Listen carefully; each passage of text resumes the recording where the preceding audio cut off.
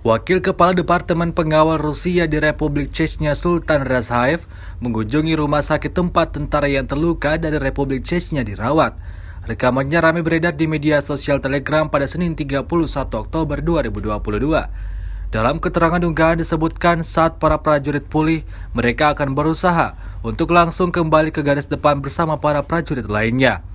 Mereka menganggap memalukan tinggal dalam perawatan untuk waktu yang lama dan ingin berguna bagi tanah air dalam pertempuran.